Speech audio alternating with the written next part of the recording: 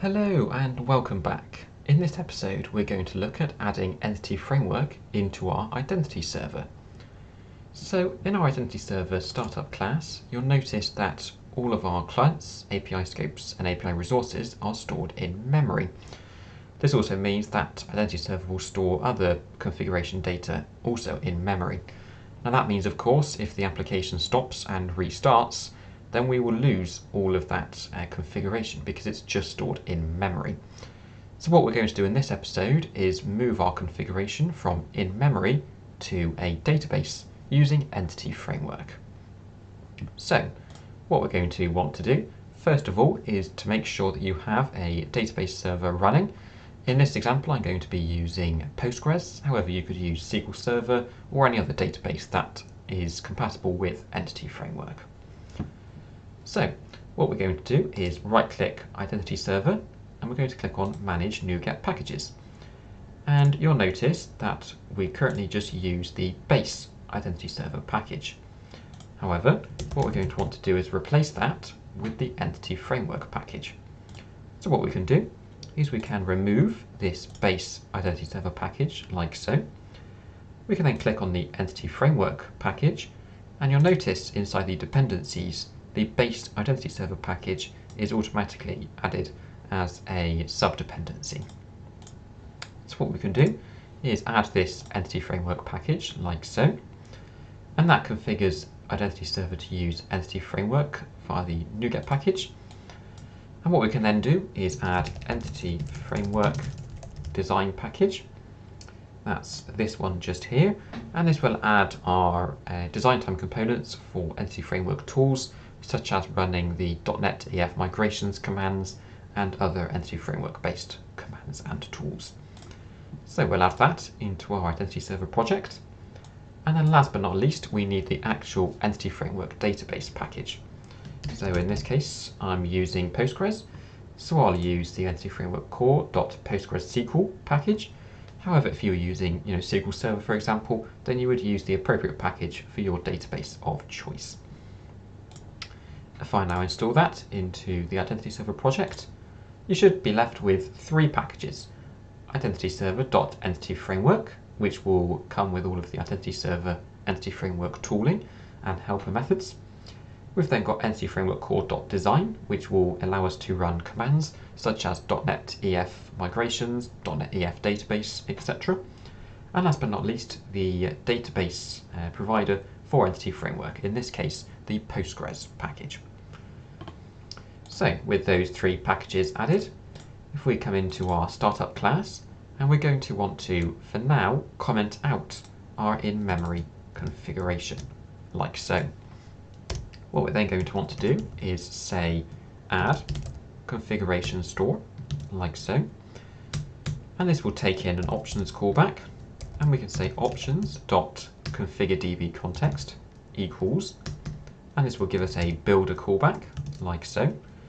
And we can say builder.use npg SQL. Again, if you're using SQL Server, this would be use SQL Server, for example. And inside here, we can provide it a connection string. And in order to get that connection string, we can say configuration, which we will need to inject into the startup class. So if we do private I configuration get, and using our little yellow light bulb, we can initialize property from constructor automatically. And we can then say configuration dot configuration, there we go, dot get connection string, and we can then provide the name of our connection string, which we are just going to call default connection. Now normally that would be all you'd need to do to set up Entity Framework with your project. However, we need to specify an option inside our Postgres Entity Framework package. Now that option will be optionsbuilder.migrationsassembly, and we need to specify the migrations assembly because the database context classes live inside the Identity Server Entity Framework assembly, whereas the actual migrations themselves will live inside our Identity Server project assembly. So the context classes and the migrations are in two different places. Normally, of course, that wouldn't be an issue because context and migrations would be in the same project.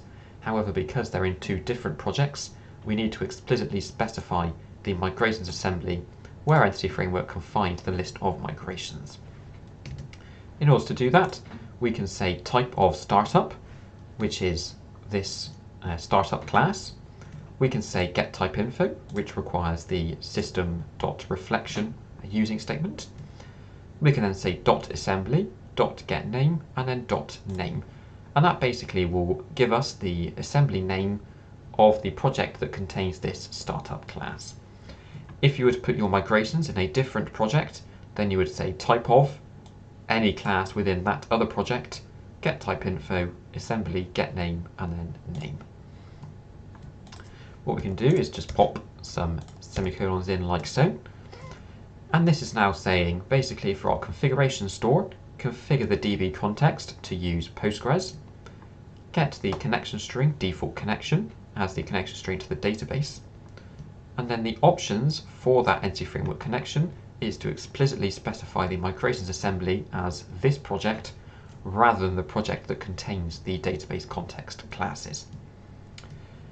Now what we can do, now that we've got that add configuration store, we can say add operational store. And this is literally an identical setup to the configuration store. If you wanted to, of course, you could store these in separate databases using different connections, but it's generally recommended to store them all in the same database, all under one roof, essentially, to keep things more simple and straightforward. Now, this code is duplicated twice, so what we can do to tidy that up is we can click onto this lambda arrow here, click on the refactoring, and we can say to local function. Give it a name of configure_db context, and what we can then do is move this local function outside of the services.IdentityServer, and we can then come into the operational store and we can say equals configure_db context. That just saves us having to write the same code out multiple times essentially. If I then just report that semicolon to format that nicely, and we can see we're using our Postgres Entity Framework package and configuring it to look in this assembly, this project, for the list of migrations. Now you're probably wondering, our get connection string default connection is all well and good, but we haven't actually set that anywhere. So this is where the app settings and app settings.development come into play. What you can do inside app settings.development, just underneath the logging section, you can add a connection strings block, like so, and we called it default connection, like so. And this is going to be the connection string into our Postgres database. It's running locally on port 5432. The database, as you can see here, is called IdentityServer. The user ID is Postgres, and the password is simply password. This is fine for running the database locally. Of course, if you're running the database not locally, and especially in production, you want to have a secure password there instead of just password. Now, this is our development app settings done, and if you were releasing the application to production, then you could put the connection string inside the app settings. However, given the likelihood that it will have a secure confidential password, you'll probably want to use some other means of providing the connection string, such as environment variables, etc., so that you don't store any sensitive information inside your app settings configuration. And as I say, that default connection name there should match exactly what we call the connection string name here in our startup class. So if you've called it something different here, make sure it's named exactly the same over here in our app settings. So, with that inside the startup, like so, we can now seed our database with our clients, API scopes, and API resources. So what we can do inside our program class is we can break up this create host builder and run into two lines. So we can say var builder equals create host builder dot build, and we can then say builder dot run. Put the semicolon there like so. Shift tab that back one, and what we can then do is come into here and we can say using var scope equals builder dot services dot get required service iService scope factory dot create scope. And what this is going to allow us to do is going to allow us to pull out services from our dependency injection container. So this create host builder dot build is going to run everything inside the startup to configure all of our services. And once those services have all been configured, the configuration store and operational store have been added to IdentityServer. We can then pull those database contexts out of our dependency injection container and use those database contexts to add clients, API scopes, etc. So what we can then do is we can say using var configuration db context equals scope dot service provider dot get required service configuration db context. And this will essentially give us access to the configuration db context that IdentityServer uses. So what we can do in here is we can say if configuration db context dot clients dot any, i.e. if there are no clients in our database, then we can say configuration db context dot clients dot add, like so, and we can add a new client. And we're going to select the client from the IdentityServer models package, not the Entity Framework entity package. And then we can say .to entity, and that converts the model, as you can see here, it's a model, into an entity.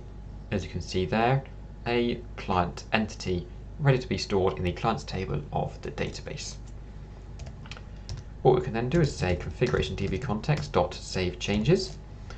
And this client here, currently empty, we can replace that with our object initializer. We can come back into startup and we can copy the details of that client, like so.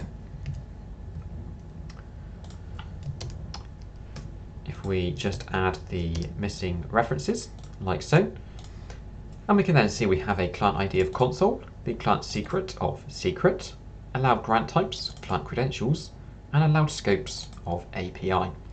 So what this is doing here, it's checking to see if the clients table is empty, and if it is empty, it's going to add our console client into that table. So we can now do exactly the same, but with our API scopes. So we can specify the db context.api scopes.any, and if there aren't any, then we can say configuration db context API scopes.add, and this will be a new API scope, like so.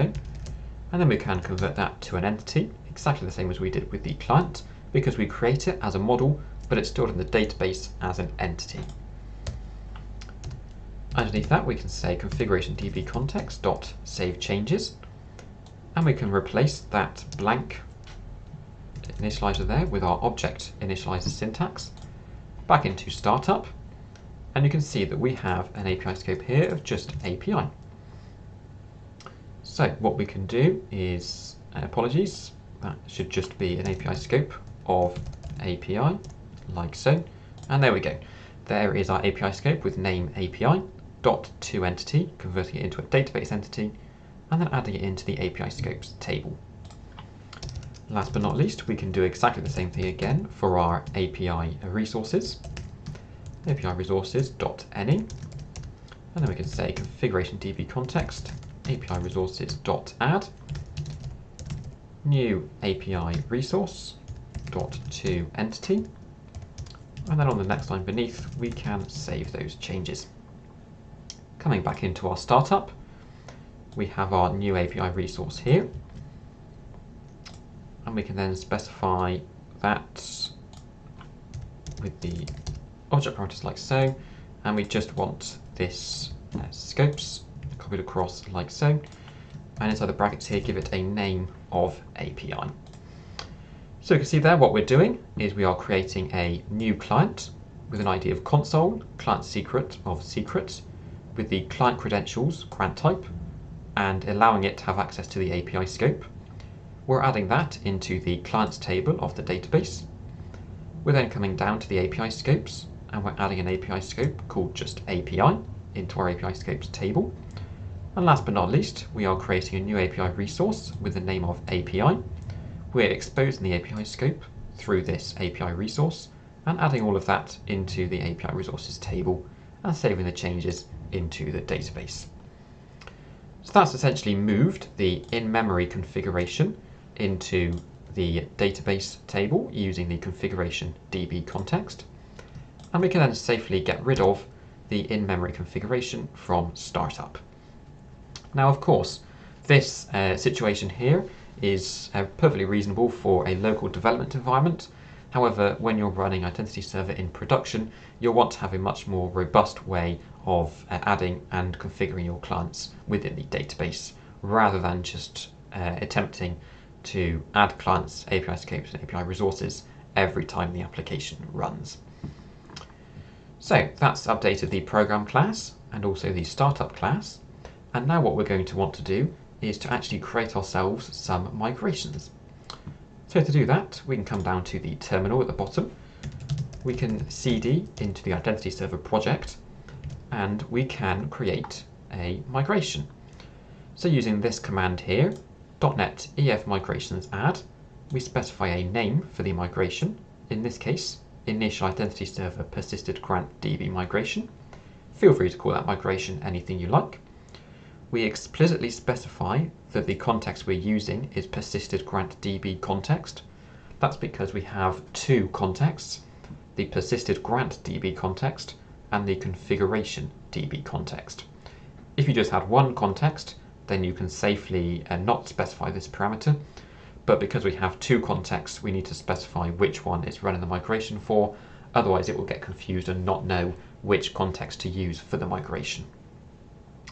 And then we can specify an output directory of data, migrations, IdentityServer, persisted grant DB. So if we now run this command, we will build the IdentityServer project. And as you can see there, it has scaffolded a migration for us into the IdentityServer project. If we now reload this here, you can see we have a data folder with migrations, IdentityServer, and persisted grant DB. Now what we're going to want to do is do the same thing again, but for the configuration DB context. Again, I've called it initial IdentityServer configuration DB migration, but feel free to call it whatever takes your fancy, making sure that you specify the context of configuration DB context, and I've put it in the configuration DB output directory, so to keep the two separate for organization purposes. If I now run that command, it will now once again build the IdentityServer project, build succeeded, and it has now created this migration. If we come back up to our IdentityServer, you'll notice we have a configuration DB folder, and we now have our configuration DB migration. So now that we have those two migrations created for the configuration DB context and the persisted grant DB context, we can now apply those migrations to our database. So what we can do is we can say .NET EF database update, and we can specify the context of persisted grant DB context. Again, it's important to specify the context that you want to use, because we have multiple contexts. We need to tell it essentially which one to update the database using. So .NET EF database update will update the database, and it will update it for the persisted grant DB context. So if we now run this command, we can see that it will once again build the IdentityServer project, build succeeded, and we can see that it is done. So that will take any of the migrations that are for the persisted grant DB context, which we stored for ease inside this persisted grant DB folder, and it will apply all of those migrations to the database. You'll notice if we come into our database and click on the refresh button, we now have an Entity Framework Migrations History table, and we have the persisted grant tables. Inside migrations, we have here our initial IdentityServer persisted grant DB migration. This will be whatever you call the migration when you run the .NET EF migrations add command. You'll also notice that we have a keys table now so that it can store the sign-in keys inside the database. That means that we can safely remove the keys folder from our local solution. Edit and delete. Because the keys will now be stored inside the database and not in memory in the local file system. Now, last but not least, we can run that exact same command again, but this time with the configuration DB context. So there we have .NET EF database update with the context configuration DB context. If we now run that command, it will once again build the Identity Server project. Build succeeded, and we can see it is done. If we come over to here and once again refresh that connection, you'll notice we now have all of our configuration tables inside the database. In our migrations history table, we also have that configuration DB migration having been applied to the database. Again, that will be whatever you called the migration when you ran .NET EF migrations add for the configuration DB context. So these tables essentially are the configuration for the Identity Server, and to give you a brief overview of some of the key tables that you will likely be working with, you have the API resources table, which stores all of our API resources that were previously added as in-memory API resources. You then have API scopes, and these are the in-memory API scopes that we were previously, as I say, adding in memory. We then have the API resource scopes, and that is the join table between an API resource and a scope that it exposes.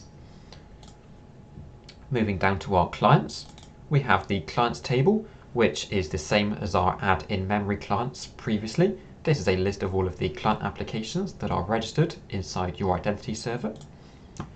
We have the client secrets table, and this stores the client secrets that you register for those clients that authenticate using a client ID and a client secret.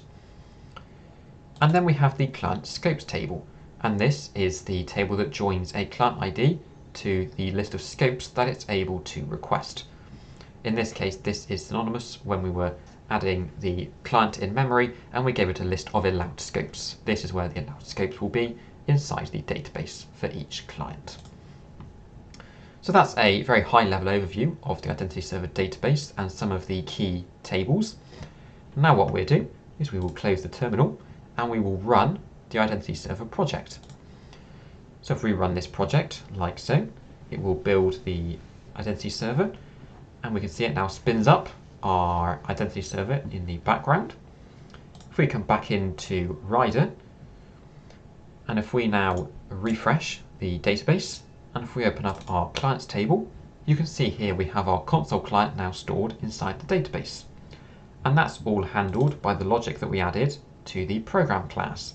If the clients table is empty, which it was at the time of running, then add a new client with the client ID of console, a client secret of secret, grant types client credentials, and an allowed scope of API. So we have a client ID of 1 for our console client. We have client secrets, as you can see here, client ID 1, and the SHA-256 hash of the client secret inside the database. We then have client scopes. Client ID 1 is allowed to request the API scope. And last but not least, we have the client grant types. You can see here client ID 1 is able to use the client credentials grant type. And that is essentially the setup that you can see here, but inside the database tables. If we now take a look at the API scopes table, you can see here that we have an API scope with name API, and that corresponds with the API scopes.add new API scope with a name of API. Last but not least, we have our API resources here. You can see that we have a table called API resources with the name API. That corresponds with the name that we gave the API here. And if we then remember its ID of 1 and take a look at the API resource scopes, we can see that API resource ID 1 exposes the API scope. So that is our configuration for Identity Server, moved from in-memory, as it was previously, to now being persisted inside our database. And that means when we stop and restart the Identity Server, we will persist all of the configuration data and persisted grant data between sessions. So I hope you found this episode useful, moving our in-memory configuration into a Postgres database. Thank you very much for watching, and I'll see you next time.